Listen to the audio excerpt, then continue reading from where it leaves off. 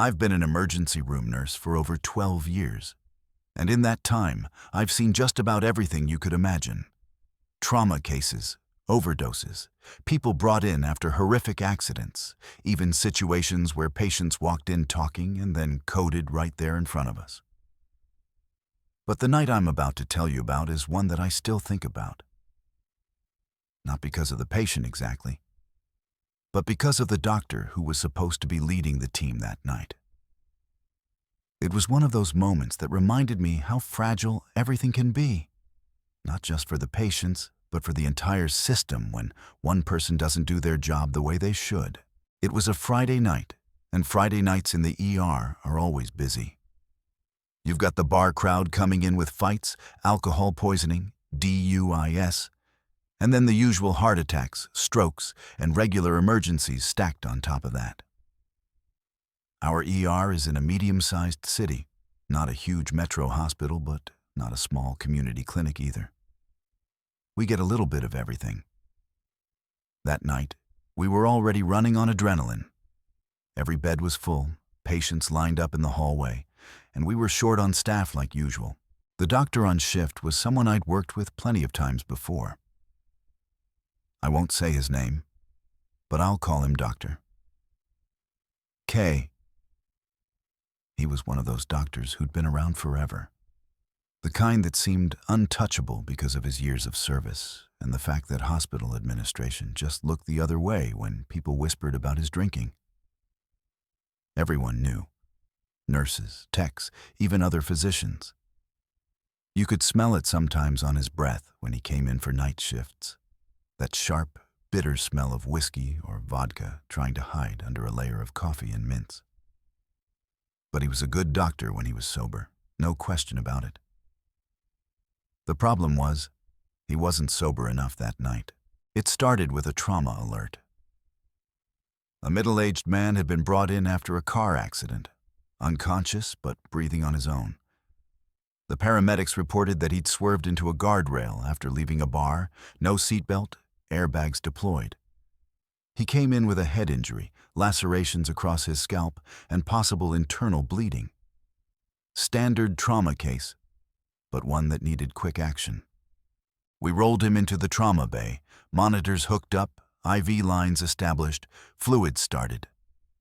I was at the bedside charting vitals and calling out readings, blood pressure dropping, heart rate spiking, oxygen sat decreasing. This was textbook shock, and we all knew what had to happen. CT scan immediately, surgical consult, labs drawn, blood ready to go. Dr. K came in a little slower than usual, and I remember noticing right away that his speech was slightly slurred. Not enough that a stranger might have picked it up, but I'd worked alongside him too many nights not to notice. He was fumbling with his gloves, pulling them on backwards at first, and then dropping one on the floor. The rest of us exchanged quick glances, but didn't say anything. In those moments, your priority is the patient, and challenging the attending physician in the middle of a trauma isn't something most people are eager to do. He ordered the wrong labs. Instead of ordering a type and cross for blood, he ordered routine chemistries, which would have taken forever and done nothing to help. I caught it immediately on the order screen and looked at him, trying to get his attention. "Doctor, don't you want type and cross?" I asked, keeping my voice calm. He blinked at me, looked down at the monitor, and then muttered, "Yes, of course." Do the type and cross. Then came the bigger mistake. The patient's blood pressure was dropping fast, down into the 70s systolic. We needed fluids and blood, and we needed to prep him for surgery. Instead of ordering blood, Doctor, Kay told us to push another liter of saline. Anyone in trauma knows you don't drown a bleeding patient with saline when they need blood products. It dilutes their clotting factors and makes the bleeding worse. I felt my stomach tighten because I realized he wasn't tracking the situation correctly. I leaned over to one of the residents, a younger doctor still in training, and whispered, "You need to call surgery now. Don't wait for him to do it."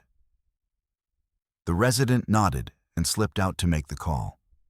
Meanwhile, I turned to the tech and quietly told him to grab O-negative blood from the fridge. It wasn't technically following the chain of command, but I wasn't about to let this man bleed out because our attending couldn't see straight. When the surgical team finally arrived, there was this tense moment where the lead surgeon took one look at the patient, then at Dr. K, and realized something wasn't right. They didn't say it out loud, but you could see it in their eyes. We got the patient stabilized enough to get him to the OR, but the whole time, Dr. K was giving half-coherent instructions, repeating himself, and second-guessing decisions he'd made 30 seconds earlier. After the patient went upstairs, the room was quiet for a moment. Just us nurses and the residents standing there. No one said anything, but the silence said enough. We knew what we'd just witnessed. We knew that if we hadn't stepped in, if we hadn't quietly corrected orders and worked around him, that patient might not have made it out of the trauma bay. Later that night, another case came in, a young woman with abdominal pain. Routine enough, but Dr. K almost sent her home with a diagnosis of gastritis when she actually had a ruptured appendix. Again, it was one of the residents who caught it and pushed for a CT scan. Sure enough, emergency surgery saved her. 2 near misses in one night, both with the same common denominator. By the time my shift ended the next morning, I was drained, not just physically, but emotionally. Nursing is already a balancing act, juggling patient safety with the reality of limited resources. But that night, it felt like we were doing 2 jobs, ours and the doctor's. And I kept thinking about how dangerous it is when someone in power is allowed to slide by because nobody wants to confront them. I wish I could tell you that administration stepped in the next day, that something was done. But the truth is, nothing happened right away. Dr. K kept working shifts. Eventually, after enough complaints, enough whispers, enough close calls, he was quietly pushed into early retirement. No public explanation, no acknowledgement of the risks we'd all seen firsthand. He just disappeared from the schedule one day. What stays with me isn't just the frustration or the anger, though I felt plenty of both. It's the reminder that as nurses, we are often the safety net. We catch the mistakes, we notice the details, we advocate when the patient can't. That night taught me to trust my instincts, to speak up even when it's uncomfortable, because silence can kill just as surely as negligence. And I'll never forget the face of that trauma patient as we wheeled him upstairs, the pale skin, the blood pooling under the sheets, the monitor beeping steadily as we fought to keep him alive. He survived, by the way. Weeks later, he walked back into the ER to thank us. He had no idea how close he'd come to dying, not just because of the accident, but because the person supposed to save him wasn't in the right state to do his job. We never told him, of course. We just smiled and nodded, glad he was walking, breathing, alive. But every time I think of him, I think of that night, and I think of Dr. K. And I wonder how many times the system has let someone slip through the cracks because it was easier than confronting the truth.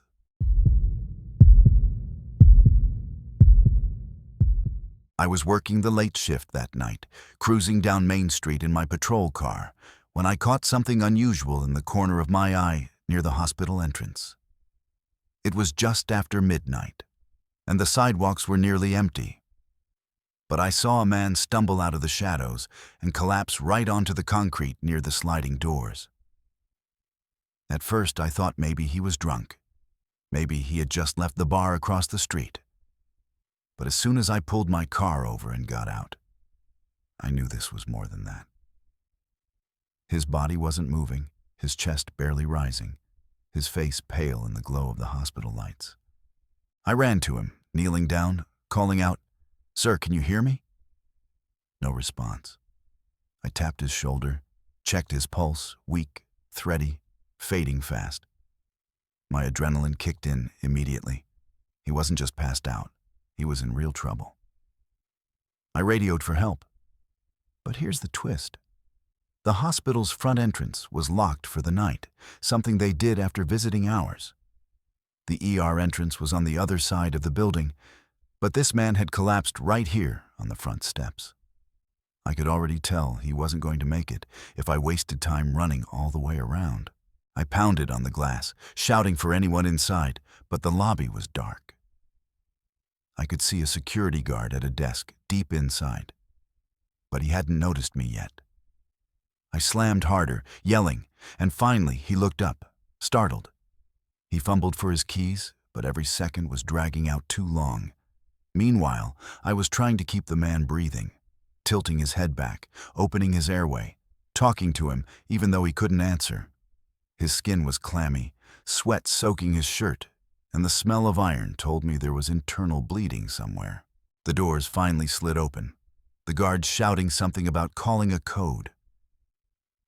I scooped the man up. I'm not a small guy, but lifting dead weight like that isn't easy, and carried him through the entrance. My heart was hammering as I shouted down the empty corridor. "I need a doctor now." My voice echoed, the kind of sound that makes you realize just how alone you are in a moment where someone's life hangs in the balance. I didn't wait. I laid him down right in the middle of the polished tile floor, tore open his shirt, and started chest compressions because his pulse had flatlined under my fingers. 30 compressions. 2 breaths. I could hear my own breath louder than anything, sweat dripping down my face, the squeak of my shoes on the floor as I pressed down with everything I had.